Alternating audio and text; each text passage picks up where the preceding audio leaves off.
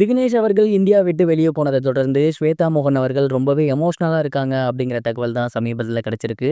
அது என்ன அப்படிங்கிற கம்ப்ளீட் டீட்டெயில் தான் இந்த ஒரு வீடியோவில் நம்ம பார்க்க போகிறோம். சரிகமப புகழ் திவினேஷ் அவர்கள் சமீபத்தில் மலேசியாவில் ஒரு கான்சர்ட்டுக்காக மலேசியா போயிருக்காரு. அண்ட் அவர் குடும்பத்தோட சேர்ந்து தான் மலேசியாவுக்கு போயிருக்காரு. அங்கே எடுக்கப்பட்ட ஃபோட்டோஸ் அண்ட் வீடியோஸ் எல்லாத்தையுமே அவர் இப்போ ஷேர் பண்ணி வந்துட்டு இருக்காரு.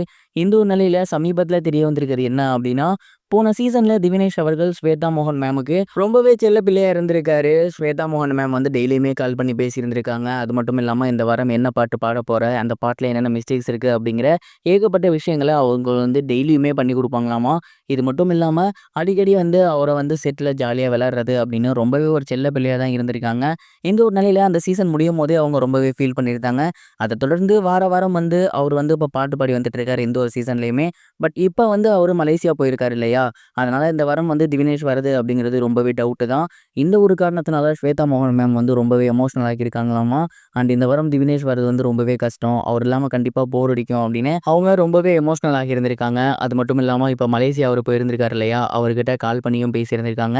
எங்கெல்லாம் போயிருக்கீங்க, என்னெல்லாம் பண்ணியிருக்கீங்க அப்படிங்கிற விஷயத்தையுமே கேட்டு தெரிஞ்சிருக்காங்க.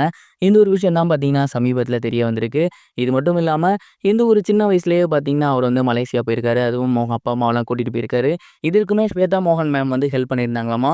அதாவது எப்படி அங்கே போகிறதுக்கான ப்ரொசீஜர்ஸ் என்ன, அங்கே போனால் என்னென்ன பண்ணணும், இது மட்டும் இல்லாமல் நீ பர்சனலாக என்னென்ன பண்ணலாம் அப்படிங்கிற ஏகப்பட்ட விஷயங்களை அவர்கிட்ட பேசியிருந்திருக்காங்க.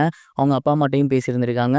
மேலும் அங்கே போயிட்டு உனக்கு என்ன ஹெல்ப் வேணும்னாலுமே தயங்காமல் எனக்கு கால் பண்ணு அப்படிங்கிற மாதிரியுமே திவினேஷ்ட பேசியிருக்காங்களாமா. கிட்டத்தட்ட திவினேஷ் அவர்கள் ஸ்வேதா மோகன் மேமுக்கு ஒரு பையன் மாதிரி தான் பார்த்தீங்கன்னா இருந்திருக்காரு. அண்ட் அதே தான் அவங்களும் வந்து ஒரு அம்மா மாதிரி என்ன பண்ணுற, எங்கே இருக்க அப்படின்னு கேட்டு தெரிஞ்சுக்கிட்டு ஒருவேளை அவரை பார்க்க முடியல அப்படின்னா ரொம்பவே ஃபீல் பண்ணிட்டு இருக்காங்க.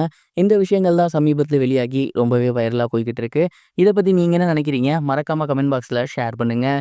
இது ஒரு புறம் இருக்க, கூலி படத்தோட பிஸ்னஸ் சமீபத்தில் வெளியாகி எல்லோருக்குமே மிகப்பெரிய ஒரு ஷாக்கிங் ஏற்படுத்தியிருக்கு அப்படின்னு தான் சொல்லணும். லோகேஷ் கனகராஜ் அவர்களுடைய இயக்கத்தில் ரஜினிகாந்த் அவர்களோட நடிப்பில் கூலி படம் வரப்போகிற ஆகஸ்ட் 14ஆம் தேதி ரிலீஸ் ஆக போகுது. இந்த படம் ஒட்டுமொத்த இந்தியாவுமே மிகப்பெரிய அளவில் எதிர்பார்த்துக்கிட்டு இருக்க படம். அண்ட் இந்த ஒரு படத்தில் பார்த்தீங்கன்னா நாகார்ஜுனா இருக்காங்க, சத்யராஜ் சார் இருக்காங்க, உபேந்திரா இருக்காங்க, சோபின் சாகர், ஸ்ருதிஹாசன், இது மட்டும் இல்லாமல் ஆமீர் கான் அப்படின்னு ஏகப்பட்ட திரைப்பட்டாளங்களோட இந்த ஒரு படம் வந்து வெளியாக இருக்கு. அண்ட் இந்த ஒரு படத்தோட பிஸ்னஸ் இப்போ ஸ்டார்ட் ஆகியிருக்கு. கிட்டத்தட்ட வெளிநாட்டு உரிமை மட்டும் 82 கோடிக்கு சேல்ஸ் ஆகியிருக்காமா. இது வரைக்கும் எந்த ஒரு படமுமே 82 கோடிக்கு வெளிநாட்டில் சேல்ஸ் ஆனது கிடையாது. இந்த ஒரு இமாலய இலக்கை வந்து ரஜினிகாந்த் சார் செட் பண்ணியிருக்காரு அப்படிங்கிறது ஒட்டுமொத்த தமிழ் இண்டஸ்ட்ரிக்குமே மிகப்பெரிய ஒரு பெருமையை ஏற்படுத்தியிருக்கு.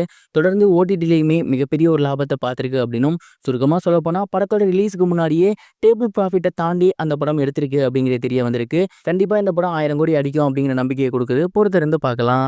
இது வரைக்கும் கனெக்டிங் டிவிக்கு சப்ஸ்கிரைப் பண்ணனா மறக்காமல் சப்ஸ்கிரைப் பண்ணிக்கங்க. உடனடி அப்டேட்ஸ் பெறுவதற்கு நோட்டிஃபிகேஷன் பெல்லையும் கிளிக் பண்ணிக்கங்க.